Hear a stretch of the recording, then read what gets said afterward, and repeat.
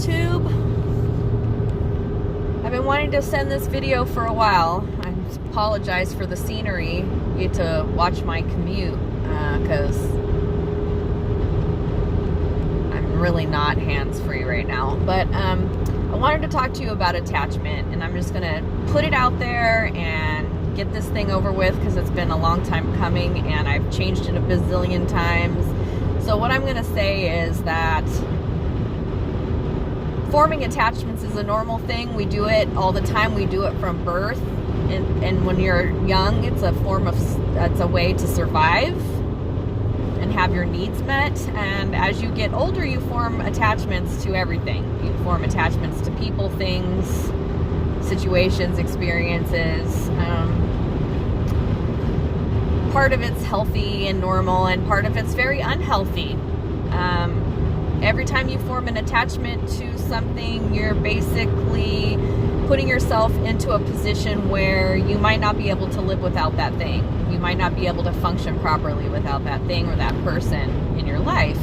And it forms an obligation to the person or the thing where, because you're attached to them, a lot of times you expect certain things from them. So expectations can go either way.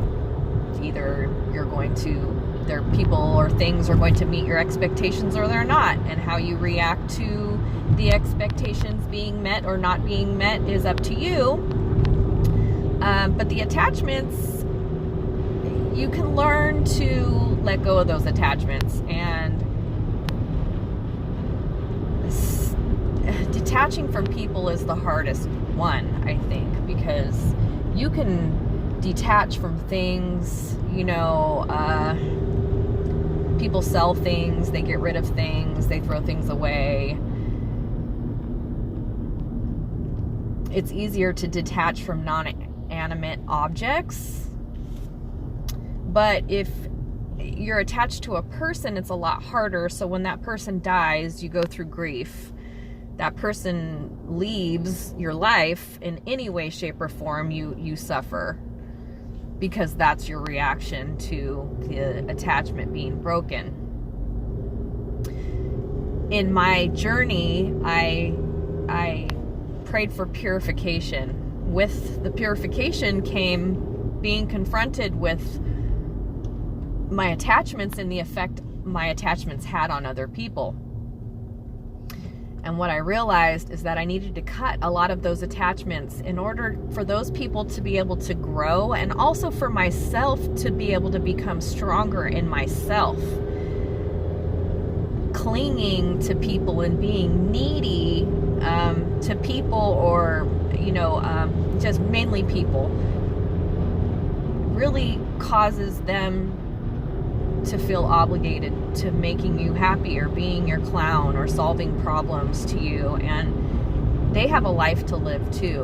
And they really have attachments that they need to detach from too, So my gift to everybody in my life has been detaching from them. And I know that sounds really weird, because our attachments help us to love and form loving relationships.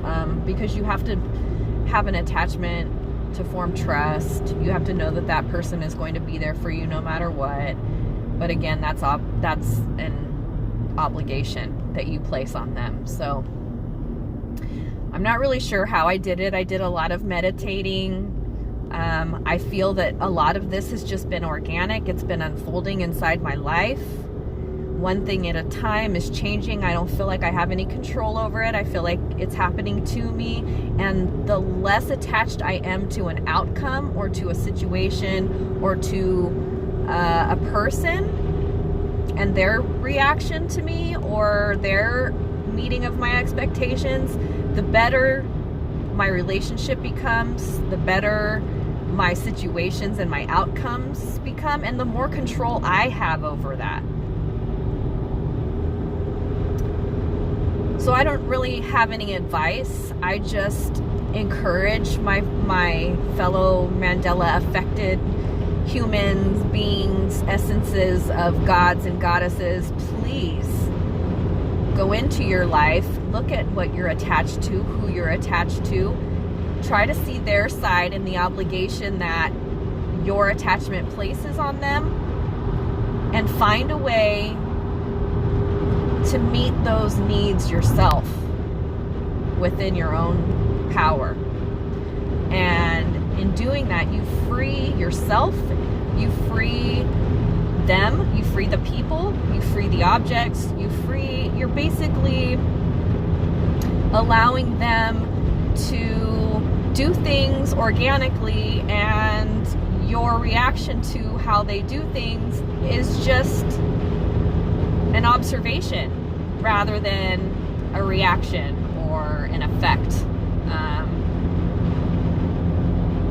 I don't know, guys. This is open for conversation. If you have anything to add to this, please do.